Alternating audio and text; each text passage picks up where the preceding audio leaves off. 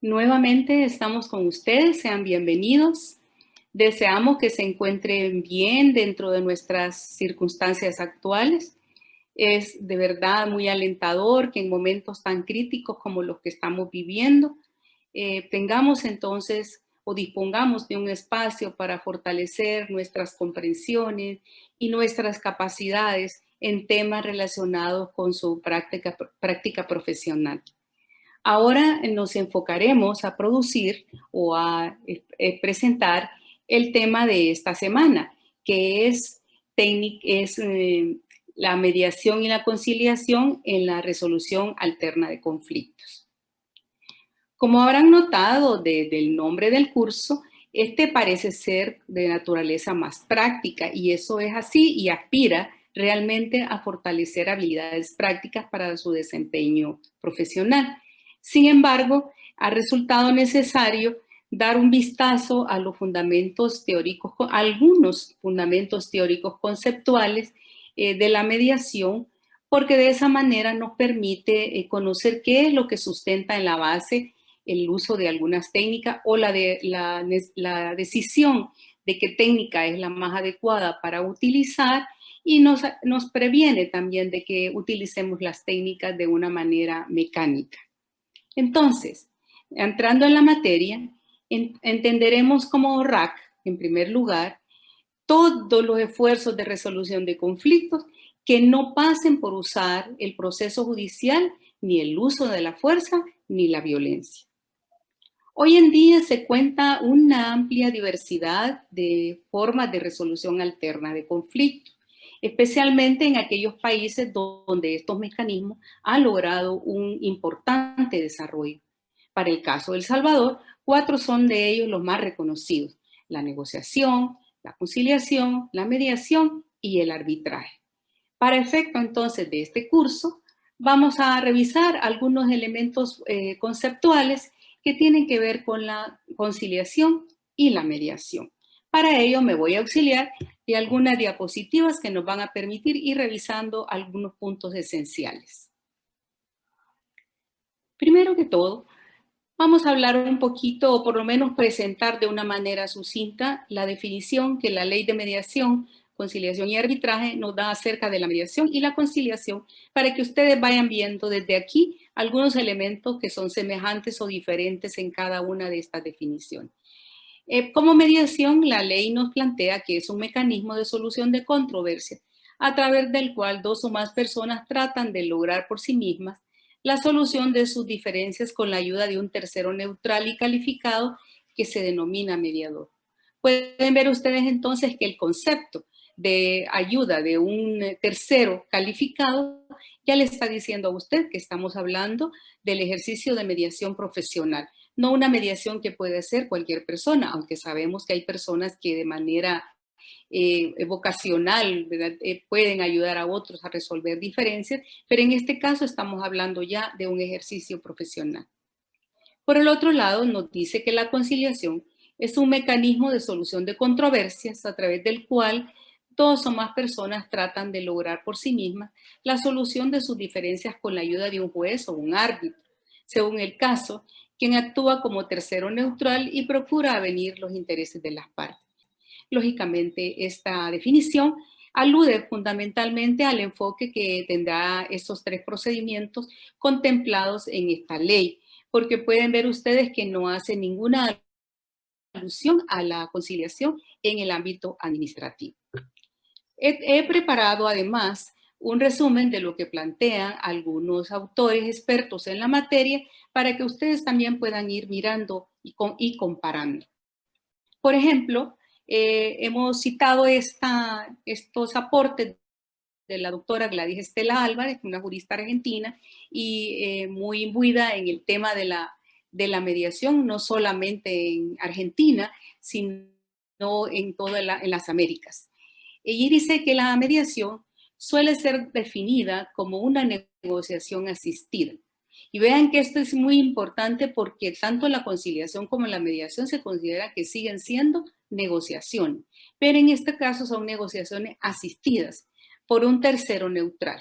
Este tercero, que se conoce con el nombre de mediador, No tiene poder de decisión, no aconseja, no opina, solo conduce el procedimiento, pero realiza una delicada tarea con la finalidad de que las partes restablezcan la comunicación, que generalmente es lo que más está alterado en un proceso de conflicto, y que a partir de ese encuadre o de esa mejora en el ambiente en el que van a conversar, puedan disponerse a compartir información y, por supuesto, a negociar o a tratar los asuntos que les aquejan.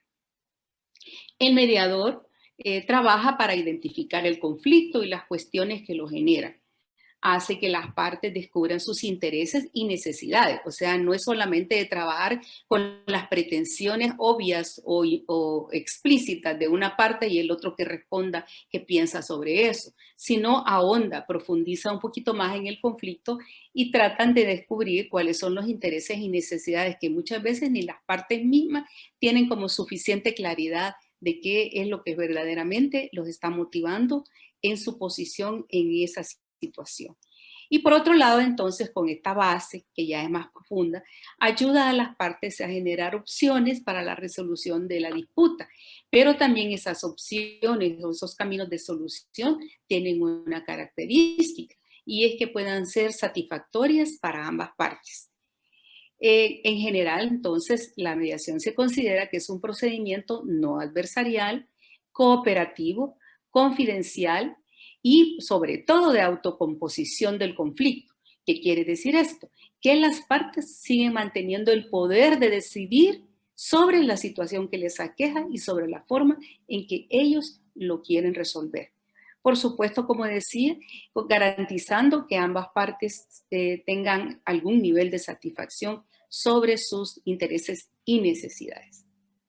En cuanto a la conciliación, la misma autora nos dice, nos plantea como tres perspectivas de mirar la conciliación y son muy interesantes. En primer lugar, nos da una perspectiva como la que se puede usar en cualquier ambiente en el que nosotros vivimos, en cualquier situación. Y dice entonces que consiste en un intento de llegar voluntariamente a un acuerdo mutuo en que un tercero puede ayudar o un tercero puede intervenir entre los contendientes de una forma oficiosa y desestructurada para dirigir la discusión y encontrarle alguna salida. Entonces, eso puede suceder en situaciones cotidianas, en la familia, en el vecindario, en los ambientes de trabajo, que las personas pueden intentar avenir a las partes en contienda. Pero hay otra perspectiva que nos dice que puede también reservarse el vocablo para la facilitación de un acuerdo presidido por un juez, terminología que es bastante conforme con la mayoría de los códigos procesales de América Latina. Entonces ven que estamos aquí frente a un ejercicio profesional de la conciliación y facultado por la misma ley. Pero además nos da la otra perspectiva y nos dice también que en el sistema administrativo de justicia suele ser una autoridad administrativa quien tiene el deber o la facultad de conciliar. Y no solamente en el ámbito administrativo de la justicia, sino en cualquier otro ámbito administrativo de las instituciones del Estado. ¿Verdad? Como por ejemplo, ustedes conocen la experiencia que ha impulsado por mucho tiempo la Defensoría del Consumidor. Entonces, en general nos dice la autora que el conciliador, que es lo que lo vuelve como una característica esencial de este procedimiento, está facultado para proponer fórmulas que compongan la disputa. Entonces ven que está facultado para opinar, para aconsejar y por supuesto para proponer fórmulas de arreglo. Ahora, hay una cuestión que es muy interesante, es muy importante, que en el caso de la perspectiva judicial, en el caso de los jueces, se espera que lo que se plantea en conciliación no implicará prejuzgamiento en caso de que esto no pueda solventarse en el mecanismo de conciliación. Entonces, a partir, digamos, de estas definiciones y elementos conceptuales, me gustaría como remarcar algunos elementos de comparación entre la mediación y la conciliación y me voy a referir básicamente a 5 de ellos. Una de las primeras cosas que podemos notar es que ambos mecanismos están desprovistos de un marco litigioso O sea, no es su naturaleza prolongar el litigio, por el contrario, son de naturaleza cooperativa o aspira a que sea cooperativa. Eso no implica que es que las partes llegan muy deseosas de cooperar unas con otras, sino más que todo apunta a que el tercero que interviene tiene que generar un ambiente, un clima que permita que las partes se dispongan a colaborar y a trabajar, cooperar una con la otra para la situación que les aqueja. Y sobre todo, trata de avenir a las partes a la solución del conflicto. Entonces, la idea es ayudarles a que haya un punto de encuentro y puedan verdaderamente ponerse de acuerdo de cómo solventarlo. Otra de las características o elementos comparativos es que son flexibles, son creativos. En ese sentido, podemos compararlo con el proceso judicial o el juicio, y sabemos que el juicio está dotado de una serie de flexibilidades, plazos y términos. En cambio, la conciliación y la mediación no está sujeta a esos elementos. Entonces, perfectamente usted puede ir, comenzar, avanzar, y en un momento dado las partes por alguna razón se regresan, usted puede perfectamente acompañarlas de nuevo a ese punto para ayudarlas otra vez a que puedan avanzar. Por eso se dice que tienen unos procedimientos que no tienen esa rigurosidad y formalidad, por eso son flexibles. También se dice que son creativas porque nos ayuda a las partes, sobre todo, para que ellas puedan avanzar y que los escollos que encuentran en su camino puedan solventarse no para retroceder. Si retroceden es una cosa momentánea, pero la idea es que puedan seguir caminando. Por otro lado, son muy creativas porque no aluden a una única forma de resolver, sino que dan lugar para que puedan crearse diferentes formas que sean más adecuadas a la realidad de las partes. También se le considera que son menos costosas y mucho más breves cuando usted las compara con un proceso. Es muy probable que a simple vista, cuando uno mira nada más una sesión de mediación y mira lo que se puede tardar en conciliación o lo que se puede tardar en mediación en una sesión, es más que 30 minutos que uno quisiera poner al servicio de las partes, uno se da cuenta que en conciliación y mediación, por los mismos procesos que se llevan internos, ese tiempo no resulta como el más realista. Y por esa razón, cuando un observador que no conoce esto puede decir, eso es demasiado tiempo para una parte. Pero cuando usted lo compara con lo que puede durar un proceso en la instancia judicial, usted podrá darse cuenta que esto es muchísimo más corto. Inclusive el promedio de casos que se atienden en estos mecanismos generalmente tienden a solventarse en una única sesión que probablemente tiene un promedio de 2 horas de duración. Otra de las características y que presentan ambos métodos es la celeridad, ¿verdad? Entonces son muchísimo más rápidos, todo esto de forma comparativa con el sistema judicial. También presenta economía procesal, ¿verdad? Porque también los actores y todo el aparato del Estado que se pone en juego es muy sencillo si usted lo compara con el juicio que requiere una serie de recursos humanos y elementos logísticos para llevarlo a cabo. También tiene otra característica que es la confidencialidad, y esto permite entonces que las personas vayan desarrollando una mayor confianza. Creo que lo voy a desarrollar un poquito más adelante. Otra de las ventajas es la inmediación. Las partes también pueden representarse por ella misma y de una manera muchísimo más ágil. Y por otro lado, que es la característica propia de estos elementos, es el control del procedimiento por parte de los involucrados. Los protagonistas son los involucrados. Los terceros, llámese conciliador o mediador, son tan solo terceros que les están ayudando a avanzar, pero no son los propietarios de las decisiones, sino eso sigue estando bajo el control de las partes. También ambas utilizan un tercero imparcial, en una se llama mediador y en el otro conciliador. Y por otro lado, hay una diferencia que es sustancial en estos dos procedimientos y está en la figura del tercero. El tercero en la conciliación opina y propone fórmulas de arreglo, mientras que en mediación no asesora, no emite opinión ni propone fórmulas de arreglo.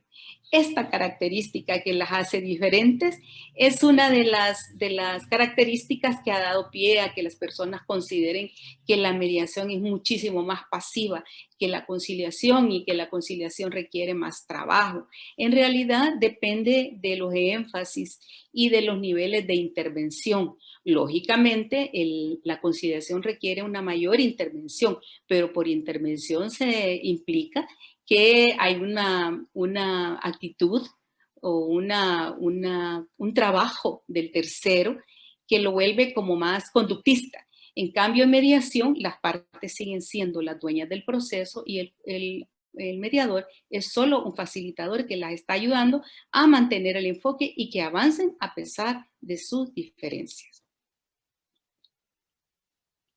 Ahora, vamos a mirar algunos de los principios que sustentan la mediación. La razón de incluirlo en esta presentación es porque precisamente estos principios le dan pie a usted para mirar cómo se aplican o qué técnicas aplicar y cómo se aplican, ¿verdad? Y cuál es la razón de la manera como se tienen que aplicar. Quizá una de las cosas que me gustaría decir es que el curso se llama Técnicas de Mediación Aplicables a la Conciliación. Para efectos pedagógicos estamos diciendo nosotros que son técnicas de la mediación, pero en esencia estas técnicas provienen de diferentes disciplinas profesionales, de diferentes ciencias inclusive, que se han incorporado a la mediación, pero se han alineado de una manera tal o conjugado de una manera tal que respondan a los objetivos, propósitos y alcances de la resolución alterna de conflictos. Y algunas de esas técnicas son muchísimo más apropiadas para algunos procedimientos de RAC más que en otros. Por ejemplo, si usted está trabajando en el arbitraje, usted utiliza allí otro tipo, por ejemplo, de preguntas. Pero si usted está trabajando en mediación y conciliación, probablemente la construcción de esas preguntas y el momento en que la va a utilizar va a ser muy distinto de si usted lo está utilizando en el arbitraje, que usted sabe que en esencia es muchísimo más cercano al proceso judicial. Entonces, me gustaría pues referirme a estos principios para tenerlos en cuenta a la hora de que cuando vayamos mirando las técnicas, entonces ustedes puedan como recordar y volver a ellos. Uno de los principios fundamentales de la mediación es la voluntariedad. Y esto básicamente alude a la voluntad de las partes en conflicto para intentar alcanzar por sí mismas un acuerdo.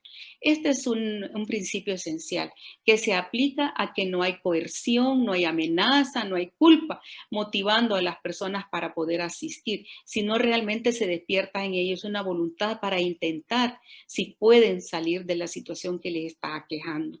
No siempre, y sobre todo en una sociedad como la salvadoreña, en que están más acostumbrados a resolver por la fuerza, la violencia, o ir a donde un tercero que les diga lo que tienen que hacer, la voluntad no es un elemento que está suficientemente desarrollado en las personas que vienen a solicitar los servicios o a la que refieren para que solicite este servicio. Pero en la medida que se les explica, en la medida que conocen las bondades, los alcances de estos mecanismos, la persona puede decir si quiero intentarlo. Y entonces ya eso, aún con una información que resulta lógicamente que es muy básica, pero hay una voluntad interna de la persona que se despierta a la hora de querer intentar por sí misma, con la ayuda, por supuesto, del tercero. Esa voluntad también se expresa no solo en participar en el mecanismo, en el procedimiento, también se expresa en la voluntad de permanecer, en el deseo de permanecer y de encontrar una motivación para quedarse, de sentir que está en un ambiente en donde ella es respetada, escuchada y que sus necesidades e intereses también van a ser tomados en cuenta. Entonces ven que la voluntad no es un deseo que surge como generación espontánea. Incluso el tercero debe desarrollar la capacidad de fortalecer o de crear o motivar en esa persona el deseo de quedarse. Y la otra manera en que se puede ver la voluntad es en el deseo de construir, ¿verdad? Si la persona no quiere moverse para nada y solo llegó a oír o solo llegó a meterse más en su trinchera y no se quiere mover de ahí, ese también es un elemento para darse cuenta que la voluntad no está suficientemente dispuesta. La persona también tiene que mostrar algún algún deseo de movilizar sus posiciones originales. El otro principio al que quiero referirme es el tema de la imparcialidad. Y este sobre todo está en la figura del tercero. Es el tercero el que tiene una gran responsabilidad en este sentido. Y está íntimamente vinculado a su obligación, en este caso del mediador, para garantizar que no va a expresar ningún comportamiento ni palabra que tenga un significado para alguna de las partes de que está a favor o en contra de ella. Es prácticamente la garantía del derecho de igualdad para cada una de las personas que están involucradas en el proceso de mediación. Esto realmente es una cosa bastante delicada, porque en la medida que haya fragilidad en la expresión o en el comportamiento del mediador, esto puede afectar la voluntad de las partes para quedarse y permanecer hasta el final en el procedimiento. Y tiene mucho que ver también con el tema del prejuzgar, ¿verdad?, la situación de las partes. Algunos autores inclusive ponen juntas la imparcialidad y la neutralidad, pero para efectos de nuestra presentación yo también lo separé y podemos ver la neutralidad sobre todo en el respeto del mediador a lo que son y traen las partes. Y del lugar que él como tercero ha de ocupar respecto del conflicto que presenta. Muchas de las situaciones que las partes presentan, muchas creencias, principios y valores o formas de comportamiento que las partes presentan probablemente no tengan, digamos, una correspondencia total con lo que puede pensar, sentir o creer el mediador, pero en ese punto no es lo que el mediador cree, ni piensa, ni siente. Lo que está sobre la mesa es lo que creen, piensan, sienten y comportan las partes. Y por esa razón, entonces, el mediador tiene que saber que está en el terreno de las partes, no en su propio terreno. La neutralidad absoluta, dicen algunos autores, no existe y por eso no lo ven como un principio. Y es verdad, no es una neutralidad en el sentido de que el mediador es una tabla en blanco que no piensa, no siente ni hace en relación con lo que están planteando las partes. Él probablemente sí tenga una posición sobre eso, pero su posición no importa. En ese momento que está actuando como tercero mediador, es lo que importan las partes. Y ahí es donde realmente el tercero tiene que mantener un comportamiento, una actitud consciente para estar alerta a sus propias inclinaciones y no vaya a hacer que sus inclinaciones son las que estén teniendo un predominio dentro del proceso en el que está intentando ayudar a las partes dentro de un mecanismo mediador o conciliador. Porque puede ser que uno quiera lograr algo, quiera intentar algo, pero su manera de actuar o su manera de sentir no están guardando coherencia con lo que él intenta hacer. Otro de los principios, y no el menos importante, tiene que ver con el tema de la confidencialidad. En este sentido, tiene que haber una garantía de que el tercero que interviene tiene que ser muy respetuoso de guardar en confidencialidad todos los asuntos que le hayan sido confiados en el seno de la mediación. Inclusive dentro del proceso de mediación tienden a utilizarse no solo sesiones conjuntas entre las partes, sino llega un momento en que podría ser que el mediador considere la necesidad de tener unas sesiones separadas o individuales con las partes. Aún en esas sesiones separadas, el mediador tiene que garantizar la confidencialidad de lo que se hable en esos momentos y eso no se puede trasladar a las sesiones conjuntas, salvo que las partes autoricen al mediador para poder hacerlo y que sea realmente necesario para el proceso.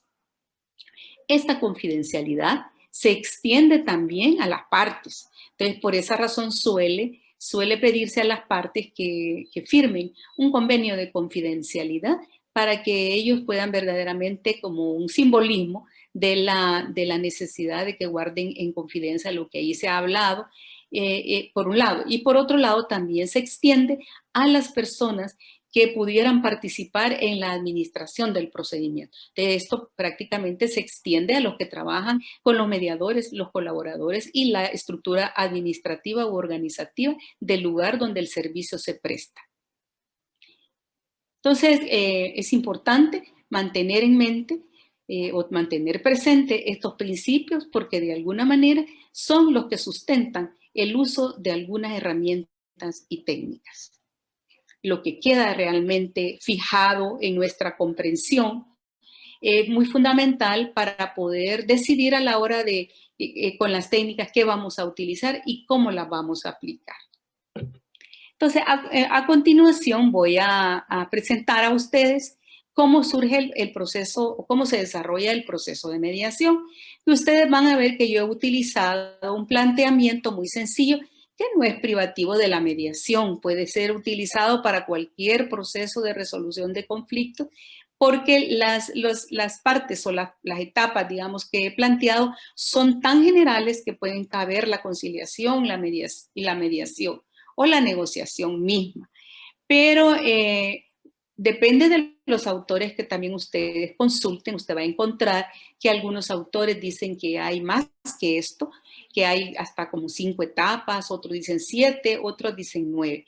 El número de etapas que se planteen dependerá de la desagregación que ellos hagan de cada uno de los aspectos o de los componentes que de manera lógica y sistemática en procedimiento de resolución de un conflicto conlleva. Entonces yo lo planteé con estas tres partes porque creo que de esta manera puede ser como más cercano al tema de la conciliación, que no le dice cuál es la estructura exactamente de la conciliación. Lo que encontramos son sobre todo algunos procedimientos administrativos, pero cómo se desarrolla el mecanismo en sí no lo desarrollan, no lo definen. Entonces utilicé esto que se usa en mediación para que podamos ir como mirando o tratando de visualizar si ahí cabe un proceso conciliador.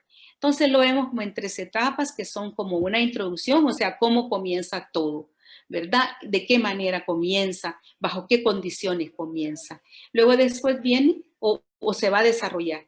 Y luego después viene el desarrollo, o sea, cómo nos vamos a conducir, qué puntos vamos a tratar, qué cosas están en juego, ¿verdad? De todo esto que comprendemos ambos, y luego después, qué son los caminos de solución que se nos ocurren, etcétera. Y finalmente, entonces, la idea es que se pueda ir como arribando a algunos acuerdos que pueden formalizarse más o menos dependiendo de las formalidades que puedan establecer las instituciones a donde el servicio se está brindando. Y luego, entonces, vamos al cierre del proceso mediador o conciliador, que en muchos de los casos puede terminar con un acuerdo entre las partes, pero también puede terminar sin acuerdo, porque eso es las partes inclusive pueden acordar no acordar, porque de pronto pueden estar mirando que hay otro mecanismo u otro momento u otra instancia en el que ellos podrán entonces volver sobre el asunto. Entonces, para ver cómo esto se cierra. Entonces, ven ustedes entonces que en la parte introductoria, básicamente estamos hablando de las condiciones para la apertura. Y ahí entonces vamos a hablar de condiciones previas antes de abrir. ¿Qué cosas tendrían que prepararse antes de abrir? Y luego después, ¿cómo abrimos? ¿Qué decimos? Y ahí viene entonces el tema del discurso inicial, cómo presentamos, cuál es el encuadre que nosotros vamos a realizar para asegurar que las partes se sientan motivadas a quedarse, sobre todo en procedimientos que no son ampliamente conocidos. La resolución alterna de conflictos en El Salvador, a lo sumo, de manera un tanto formal, tendrá unos 20 años de estarse impulsando, pero no podríamos decir que está ampliamente difundido entre la población y por tanto todavía están como comenzando a descubrir y esta parte es como muy importante. La otra cosa involucrada en este aspecto tiene que ver con el clima de confianza. Entonces, ¿cómo se desenvuelve el mediador o el conciliador como para que las partes digan, sí, yo creo que aquí estoy con la persona adecuada, este es un profesional que me inspira confianza, este ambiente me permite a mí sentirme cómoda, ¿verdad? Siento que no estoy bajo ningún elemento de inseguridad o de coacción, de todo eso que se prepara, que se maneja en esta parte de introducción. Ven que hasta aquí no se ha tocado para nada el conflicto, apenas estamos generando condiciones para quedarse. y para comprometerse a trabajar bajo los términos que este procedimiento le está requiriendo. Ya en el desarrollo, pues es el ingreso al conflicto, la exploración. No nos quedaríamos solamente en lo que las partes digan y lo que ellos explican. Ellos tan solo comentan o narran su propia perspectiva. A veces la perspectiva de una parte puede ser tan contradictoria de la perspectiva de la otra. Una misma situación que les aqueja, pues los narrativas que hacen parecieran ser tan contradictorias y uno siente que le están contando como dos versiones o dos películas de una misma situación, pero entonces cómo se explora, cómo se profundiza para que pueda verdaderamente lograr una comprensión, no solo el mediador, sino también ese intercambio de perspectivas de parte de los involucrados ayuda a que cada uno de ellos vaya logrando una comprensión más clara, más completa y más integrada de su visión. Y luego entonces con esta base ver, bueno, qué quiere cada uno, qué es lo que necesita, qué es lo que puede hacer, qué es lo posible, qué es lo viable, y en ese sentido se van construyendo los caminos de solución y luego sometidos a elementos de evaluación, digamos, objetiva y subjetiva, se van convirtiendo en propuestas y finalmente permite que las partes ambas vayan viendo las ventajas y las desventajas de cada uno y puedan al final entonces definir qué es lo que ellos están dispuestos a comprometerse y qué es lo que va a conformar el acuerdo entre ellas. Y luego después entonces van a definir en qué condiciones van a quedar y si este acuerdo se va a formalizar en una forma escrita, ¿verdad? Hay países en los que se admite el acuerdo verbal, ¿verdad? Entonces, en nuestro país, generalmente con las formalidades que son también muy particulares también de nuestra cultura, los acuerdos verbales no están considerados, por lo menos ni en el ámbito, en el administrativo ni judicial, ¿verdad? Sino que tienen que ser por escrito y generalmente en actas. Y luego viene entonces el cierre de la mediación. Entonces, con este planteamiento, ¿verdad? Que hemos ido a través de toda la presentación mirando lo que es la RAC, lo que es la mediación y la conciliación, los principios que la sustentan, las semejanzas y diferencias, y ahora el planteamiento de lo que conlleva un proceso mediador que pudiera inclusive considerarse dentro del proceso conciliador, no hablando de la lógica administrativa, sino de la lógica interna del procedimiento como mecanismo de RAC. Voy a dejarles con estas ideas en mente. Quiero que sepan además que a la plataforma se ha subido un material de referencia que les permitiría a ustedes también ampliar o complementar la presentación que les he ofrecido en este momento. También es de la doctora Gladys Álvarez y espero que les pueda ser de utilidad. Vean que ahí ella hace alusión sobre todo al rol del abogado, pero en realidad, como ustedes saben, en la formación del abogado, fundamentalmente ha sido preparado para el litigio y ahora está teniendo la oportunidad de participar en la aplicación de procedimientos de RAC. Y esto, lógicamente, le requiere darse cuenta de que está trabajando o va a trabajar en un contexto distinto. Y por esa razón me pareció oportuno seleccionar este documento. Entonces, búsquenlo, por favor, en la plataforma. Con esto, entonces, les dejo. Toda la semana estaremos con este tema. Busquen las actividades. Hay un foro que les permite a ustedes hacer sus comentarios, sus preguntas, inquietudes sobre los contenidos y sobre las actividades. Y luego vamos a terminar la semana entonces con un trabajo práctico que nos va a permitir fijar los conocimientos y experiencias que hayamos transitado en la semana. Les deseo muchos éxitos y que estén bien.